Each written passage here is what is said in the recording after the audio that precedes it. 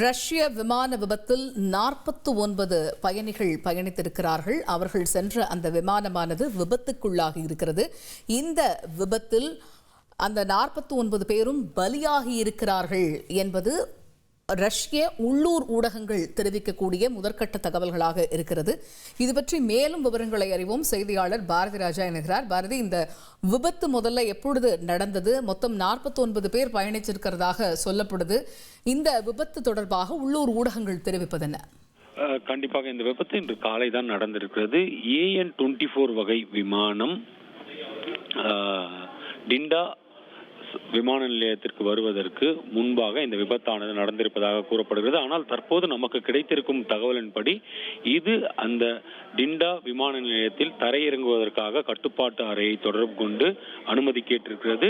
அனுமதி கிடைக்காத பட்சத்தில் 2 முறை அந்த விமான நிலையத்தை சுற்றி வலம் வந்ததாக ஒரு தகவல் வந்து கொண்டிருக்கிறது. ஆனால் தற்போது வரை ரஷ்யா தரப்பிலிருந்து இந்த தகவல் அதிகாரப்பூர்வமாக உறுதி செய்யப்படவில்லை. ஆனால் உள்ளூர் ஊடகங்கள் தகவலின்படி 2 முறை வலம் வந்ததாகவும் அதன் பிறகுதான் ரேடாரில் இருந்து அது மறைந்ததாகவும் விபத்துக்குள்ளானதாகவும் கூறப்படுகிறது. அது விபத்துக்குள்ளான பகுதி என்ன என்று பார்த்தால், இந்த விமான நிலையத்தை ஒட்டி மலை பிரதேசங்கள் அதிகமாக இருக்கிறது. அடர்ந்த வனப்பகுதியில், மலை பிரதேசத்தில் இருக்கும் அடர்ந்த வனப்பகுதியில் இந்த விமானம் விழுந்து விபத்துக்குள்ளாகி இருக்கிறது. இதனால் தான் அதில் பயணித்த அனைவருமே உயிர் பிழைத்திருக்க வாய்ப்பில்லை என உள்ளூர் செய்தி நிறுவனங்கள் கூறுகின்றன. ஆனால் இந்த விமானத்தின் மற்றொரு சிறப்பம்சம் என்னவென்றால், கடுமையான பனி பிரதேசங்களில் கூட, அதே போல தண்ணீரில் கூட இந்த விமானத்தால் தரையிறங்க முடியும் என்பதுதான் இந்த விமானத்தின் சிறப்பம்சம். அப்படி இருக்கும் பட்சத்தில் இந்த விமானமானது தற்போது விபத்துக்குள்ளாகி இதில் பயணித்த 5 குழந்தைகள் மற்றும் விமான குழுவினர் உட்பட 49 பேர் இந்த விபத்தில் சிக்கியிருக்கிறார்கள். இவர்கள் யாருமே உயிர் பிழைத்திருக்க வாய்ப்பில்லை என்று ஊடகங்கள் தான் கூறுகின்றன. ஆனால் மீட்பு படைகள் தற்போது அந்த சம்பவ இடத்தை நெருங்கி சென்று கொண்டிருக்கின்றன.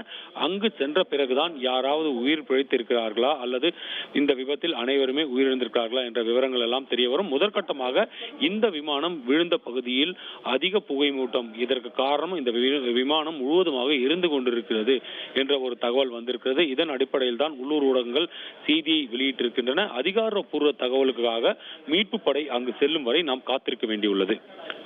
தகவல்களுக்கு நன்றி பாரதி. சில நாட்களுக்கு முன்னாடி தான் நம்ம 260 உயிர்களை பலிகொண்ட ஏர் இந்தியா விமான விபத்தினுடைய அந்த கோரத்தில் இருந்து இன்னும் மீளாத இந்த சூழல்ல தற்பொழுது ரஷ்ய விமானம் விபத்தில் சிக்கி இருக்கிறது என்கிற செய்தி மிகுந்த அதிர்ச்சியை ஏற்படுத்தி இருக்கிறது. அதில் பயணம் செஞ்ச மொத்தம் 49 பேரும் பலியாகி இருக்கக்கூடும் என்று அஞ்சப்படுகிறது. இது தொடர்பாக உள்ளூர் ஊடகங்கள் செய்தி வெளியிட்டிருக்கிறது. இன்னும் மீட்பு படை மூலமாக அதிகாரப்பூர்வமான தகவல் கிடைக்கப்பெற வேண்டியிருக்கிறது. மீட்பு படை அந்த சம்பவ இடத்திற்கு விரைந்து கொண்டிருக்கிறது. பார்க்கலாம் இனி இந்த சம்பவம் தொடர்பாக அடுத்தடுத்து வரக்கூடிய தகவல்களை பின்வரும் தொகுப்புகளில் விரிவாக.